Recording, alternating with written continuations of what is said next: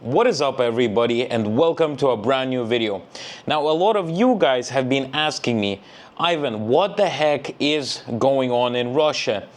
And me living out of Thailand right now, as you know, I left Russia because I don't agree on what's going on because of the oppression, me being scared of being put to jail because if somebody sees my videos, they could say, hey, Ivan, you've done a lot of bad things against the country, so we're gonna send you to Siberian Gulag.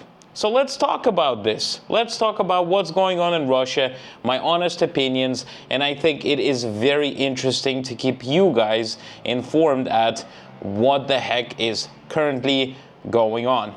Now, guys, don't mind my background. So let's talk about the first topic. As you guys know, there was a dam in Russia that got completely destroyed and flooded huge regions of Russia. The dams in different countries are, quite interesting. They're made out of concrete, big, huge structures that holds water. You got a dam like this, a dam like this, holding all that up. Not in Russia, though. In Russia, in Orsk, you have a dam that was made out of mud and dirt. How genius is that? Now, this is basically what corruption does to a country. Because if you look at other countries, you got the right dams that actually hold water in, and it's not made out of mud and dirt. Because who in the world doesn't know that dirt can be washed away by water? I have no idea what the engineers have thought about this, but that was just a very, very big mistake. Now, a lot of people are displaced right now in Russia. A lot of the houses were flooded. And do you guys think that they're going to be fully compensated for all the damage that has been done? Obviously not. People's houses are completely flooded, chaos and destruction inside, and that is because of the huge corruption in Russia. Now, a lot of the Russian citizens themselves are asking the president, Vladimir Putin, to help them out. But what surprises me the most is that they don't understand that the cause of all of this is because of him and all the other government officials in the Kremlin. If they would have fought corruption and have not brought so much corruption into the country, that would have never happened. So those guys are living in La La Land and they have no idea what the heck they're asking for. So unfortunately, a lot of people are going to be displaced. Their houses are ruined. It's very hard to fix up a house after major flooding like that. The city is basically underwater, and it's not only one city, there's a few cities that went underwater.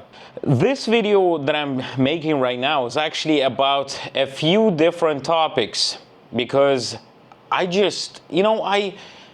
since I left Russia, it feels so good being out of all the bad stuff that is happening in there that you don't really want to think about it or read about it so that you don't actually feel depressed from all the nonsense that is happening in there. Anyways, I went on the internet, I went to Telegram channels, and I was thinking, okay, let's check out what is actually happening in Russia and what people are not talking about at this moment of time. Russian services are turning off Google and Apple ID on Russian websites. So if you don't know what I'm talking about, basically, the way when you go on a website and you don't want to be typing in your email and your password, you just, press sign in with Google ID or sign in with Apple ID. Obviously, Apple is an American company and Google as well. So as you guys know, in the face of Russia, America is the number one capitalist enemy. So, they thought, let's turn it off. So now people in Russia will have to type in their emails and their passwords like in the good old days.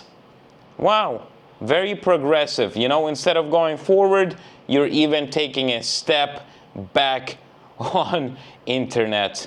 Now, obviously, I actually read a few comments about the news, and a lot of people are angry about this because literally, you could have a bunch of profiles set up to one Google account or one Apple ID account. You just log in into everywhere. Not the case anymore, and they don't have any other way of doing it than either using the Russian social network, which is completely controlled by the Russian government, or Gosuslugi, which is basically a Russian application where you could do all sorts of stuff like renewing your driver's license, getting a notification if you are going to be mobilized as well.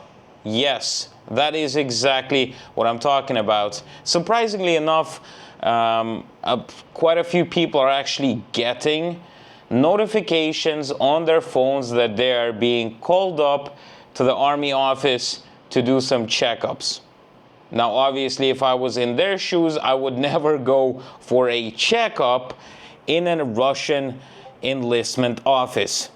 That just sounds like the worst idea of your life. The amount of cases about betraying Russia and espionage has tripled since 2022. So in the past 2 years, you have so many court cases about espionage cases, betrayal cases in Russia. It's unbelievable. Tripled. And if you don't know what I'm talking about, I'm not talking about some, for example, supposedly an American spy coming to Moscow and being caught there. I'm talking about Russian citizens that are against the war and maybe against the government, because there are cases where people have donated to anti-corruption funds.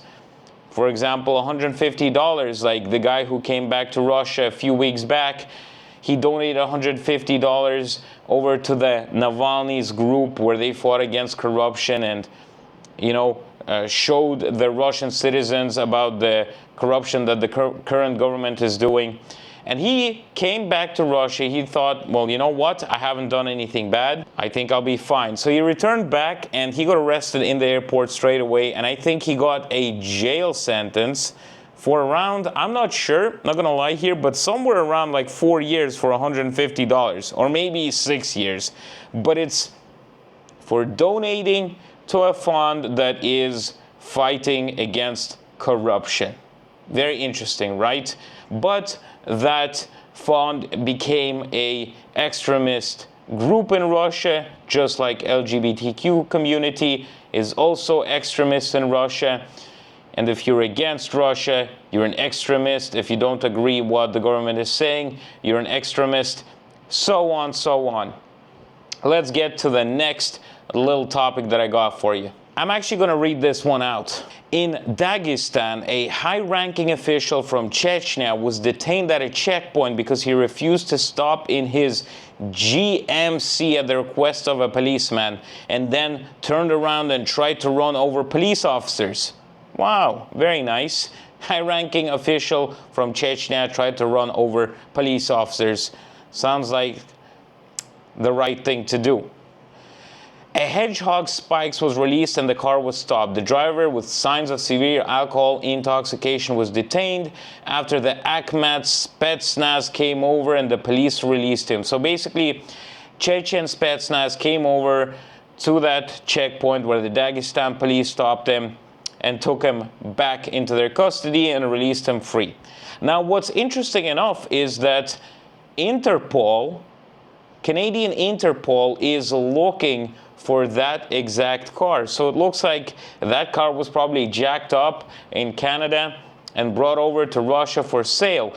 And now everything puzzles up. Remember that video when I went to an American car dealership and there was a lot of Dodge Rams and that FSB guy buying himself a car? Well, there is actually a very high chance that some of those cars, not saying all, but I'm pretty sure some of those cars could be jacked, because how would you expect Interpol taking back cars from Russia back to the States or Canada, for example? It's a one-way ticket for those cars. So that is actually quite interesting. We got Russian high-ranking officials driving Canadian stolen cars. Now, here is a little clip of how it all looked like.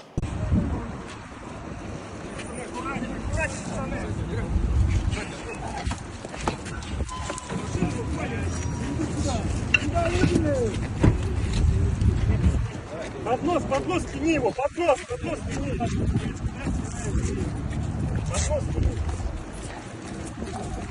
Поднос, выжми.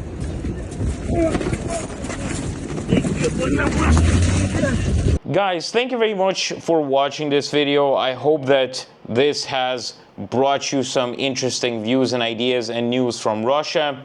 If you did enjoy this video, please hit the like button, subscribe to the channel, and comment on what you think about this. And don't forget to check out our Thai adventures, because as you know, we have left Russia, came over to Thailand, and from here, we are going to be working on trying our best, getting ourselves a US visa to achieve the American dream. See you later, guys.